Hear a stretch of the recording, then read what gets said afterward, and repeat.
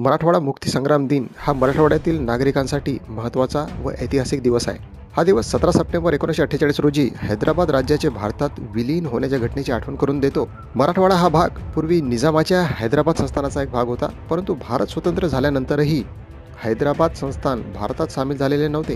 त्यामुळे मराठवाड्यातील नागरिकांना स्वतंत्रतेचा अनुभव घेता आला नव्हता।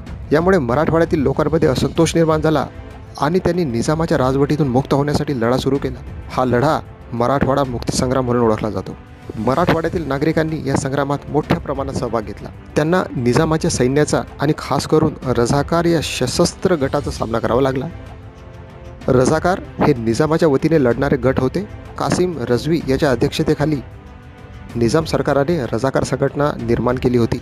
हे रझाकार मराठवाड्यातील लोकांवर अन्याय करत होते, अत्याचार करत होते आणि या परिस्थितीत मराठवाड्यातील सामान्य नागरिक आणि लढवय्ये स्वातंत्र्यासाठी एकत्र झाले। त्यांनी निजामाच्या अन्यायाविरुद्ध उठाव केला। भारतीय सरकारने ही परिस्थिती लक्षात घेऊन हैदराबाद संस्थानात सैन्य कारवाई करण्याचा निर्णय घेतला।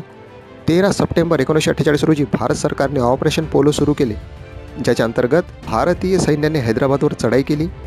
या लष्करी कारवाईमुळे निजामाचे सैन्य पराभूत झाले आणि 17 सप्टेंबर 1948 रोजी हैदराबाद संस्थान भारतात विलीन झाले। या घटनेनंतर मराठवाडा मुक्त झाला आणि त्याला अखेर भारताच्या मुख्य प्रवाहात सामील होण्याची संधी मिळाली। मराठवाडा मुक्तीसंग्राम दिन हा प्रत्येक वर्षी 17 सप्टेंबर रोजी साजरा केला जातो। या दिवशी मराठवाड्यात विविध कार्यक्रम केले जातात। या दिवशी विशेषतः त्या शूरवीरांना आदरांजली अर्पण केली जाते, ज्यांनी या मुक्तीसंग्रामात आपल्या प्राणांची आहुती दिली, बलिदान दिलं। त्याग, संघर्ष आणि स्वातंत्र्यासाठी दिलेली लढाई याची आठवण ठेवण्यासाठी हा दिवस महत्त्वाचा आहे। मराठवाडा मुक्तीसंग्रामाने फक्त मराठवाड्यातच नव्हे तर संपूर्ण देशाच्या स्वातंत्र्य लढ्याला एक वेगळा आयाम दिला।